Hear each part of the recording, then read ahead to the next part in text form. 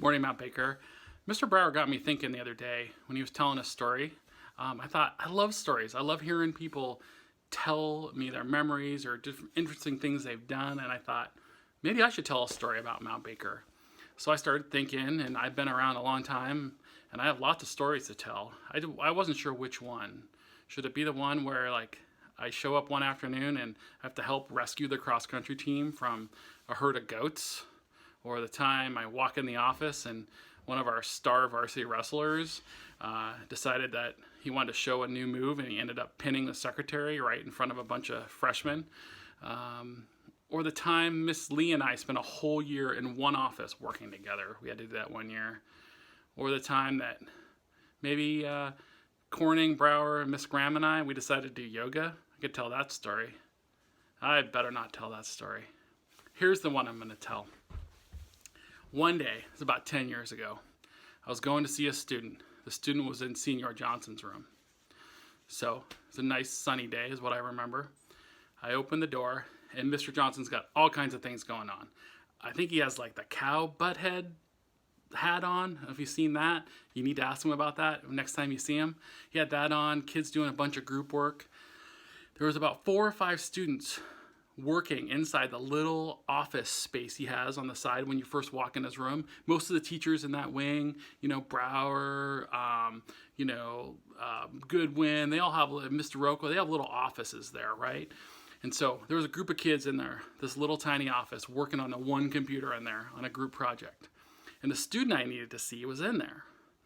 So I knocked on the little window and I pointed at her to say, hey, come on out, I want to talk to you.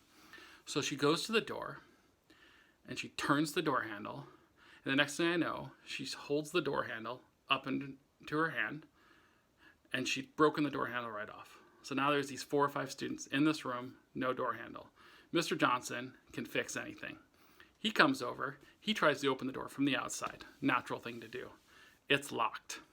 So now we have 4 or 5 students stuck in a room, no way out. So I'm not really good in those situations. I don't know what to do. I don't have an idea. Mr. Johnson tells me, go get the custodian. So I go get the custodian. Teachers will remember Mr. Pat Brown. He comes in with a ladder. And so then what we had to do is instruct the kids through the window to climb on top of each other and on top of the tables. And we extracted one by one the kids up through the ceiling, took the ceiling panels out, and dropped them down the ladder. I remember holding them, climbing on my shoulders as they got out. And we did that for the rest of the period till the bell rang. And then I talked to the student. And that's what happened. And I kind of feel like that's the kind of stuff that happens in Mr. Johnson's room. And it felt chaotic, but at the end, I felt like we'd all learned something and we all had a great time. There's my story for today. Have a great day, Mount Baker. Hey folks, Mr. Mann with This Day in History. February 25th, 1980, the United States hockey team defeated Finland in the Winter Olympics, securing a gold medal. Super big achievement, but a bigger achievement happened 2 days prior when the United States hockey team defeated Russia. That game was known as the Miracle on Ice. Russia, the Soviet Union at that time, was heavily favored to win the gold, and we defeated them and went on to win the gold ourselves. Another bit of trivia about that is I grew up about 45 minutes away from Lake Placid where the Olympics were held that year. I didn't have a chance to see the Miracle on Ice or the final against Finland, but I did have a chance to attend some of the other events in person. Those are memories that were super cool and that I will always have, and I really definitely remember the Miracle on Ice game. It was a really huge achievement for our hockey team. Anyway, have a great day, Mount Baker. Hey everybody, welcome to Pride Olympics. The results. New day, same game. Hope that didn't throw anybody off too much. But a little adjustment in the Pride schedule. But the Pride committee was super awesome, really flexible, didn't mind adjusting game time. So from now on, Pride Olympics is going to be coming to you on Wednesdays. Yep. Don't forget And it. because the Pride Olympic Committee was very flexible because we just got back from another retreat where we did some professional development, and we would like to read a formal apology statement from the committee. So, dear Miss Pitts and your Pride class, we sincerely apologize for forgetting that you have been on the leaderboard before last week. And we really hope that you accept our apology and we can move forward with a positive relationship. Sincerely, the Pride Committee results Olympic team. The results. The results. Yeah. I thought I heard that. That was a good apology. Okay, sweet. Well, speaking of the leaderboard, let's look at the results from this week. I hope everybody enjoyed this week's challenge. I'm a nerdy fan of the rebus myself, so this was a fun one to put together. Yeah, it was fun. Yeah, It was and challenging. yeah, I figured it would be pretty hard. I think they are kind of hard. Or I don't know. Sometimes I think you get going and then you get in the mindset, but maybe it takes a little while to get there, Yeah. But Yes. But anyway, you want to tell us, I mean, what happened with third? We got a like a busy third place. Yeah, well, 4 people tied for third place.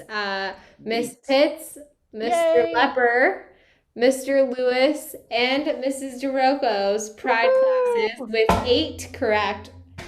You guys all get a surge protector because we're using so much technology these days. You gotta keep yourself protected. Yeah, hey, use those so that we don't get cut off during Pride again and have a power outage. Make sure you have your surge strip. I don't know, that probably won't make a difference, but yeah, 8 out of 10 is awesome. Nice job. Yeah. All right. Well done. So let's hear about second place. Yeah, I mean, this stands to reason, right? But if third place was 8, we have second place. We had 2 teams that got 9 out of 10 correct answers. And those 2 teams were Ms. Graham's group and Mr. Johnson's group. Wow. I know. Yeah. Woohoo. And I also just want to say that Mr. Johnson's Pride group was pretty funny, actually. If anyone wants to look at the results sheet, I highly recommend that you do that, teachers, because there were a few where they got the right answer, but then they had like an alternative answer afterwards in parentheses, and some of those answers are so funny. I feel like you guys, you're in second place, but I want to give you just like an additional shout out for being so creative. So Mr. Johnson's group, well done, really funny, way to look outside, very outside the rebus box.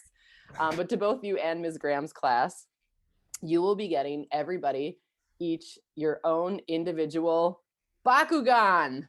Wow. Yeah, you guys know about these? They're like little balls and they crunch up like this and they're rolling all over my house. It's delightful. The cats like to play with them, but if they hit a magnet, they will, or my finger, because I can pry them open, they will pop open into some sort of mythical dragon type creature. Wow. So, anyway. I almost have bird poop envy. Is that a thing? Oh! My God. Yeah, see? I know. Mr. Johnson, your pride group is amazing.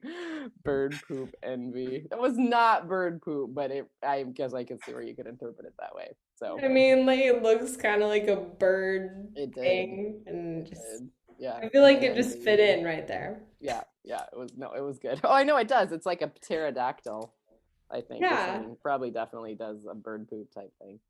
I've never seen one of those things before. Yeah, they're awesome. Pretty cool. Yeah. Probably a lot of our students actually know about these. Yeah. Okay. I'm out of the loop. I'm too old.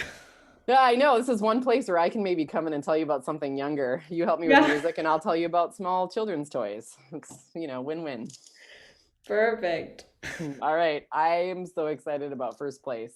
Me too. Well done, Mr. Klein, in your Pride class. 100%. And this is sentimental that you guys won first place. And I'm going to be shipping you a picture of my aunt. Everyone gets a picture of my aunt when she was a child. In that frame, even? In this frame, yeah. It's like that. It's even got some nice rust going in the Uh-huh. back. Uh-huh. Oh, it makes it look well loved. It's like buying jeans with the holes already in them. Yeah, that's a thing. Yeah, it's very trendy. It's very retro. I like it. Yeah, and you can just like hang it. You could just carry it around. Yeah, or you could put it around your neck. Yeah, it could be a Like a necklace. chain. They're like kind of like Flava Flav. Yeah, Yeah. sweet. I love it. That's awesome. You guys, well done. She's a Seriously. dancer, so maybe you could like become a dancer. You could be in. Channel her inner energy. Yeah, she teaches dance at elementary schools and it's awesome. Sweet. Good. It's nice to Yeah. know a little bit about your aunt. Yeah. All So, right. Well, this has been fun, and you guys are awesome. Rockin' Pride Olympics. Oh, hey, and stay tuned. A little bit later in the announcements, you're going to be able to see the answers. So, in case you're dying to know, they're on there. And we will be back with you to play Pride Olympics next Wednesday. yes. Have a great day. Bye, guys. Happy Thursday.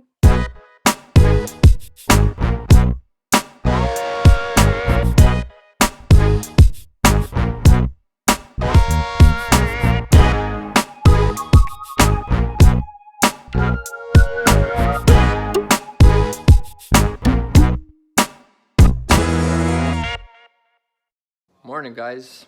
Um, Today I'm showing you guys how to make tostadas because they're so easy and I think they're delicious. And then you can use leftovers too for them.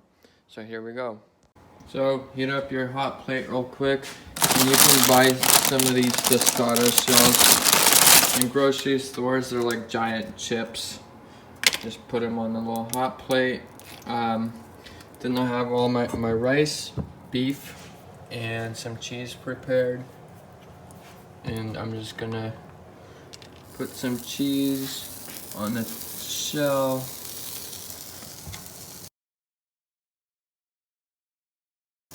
Grab some rice, put it on there. Grab some beef, put it on there.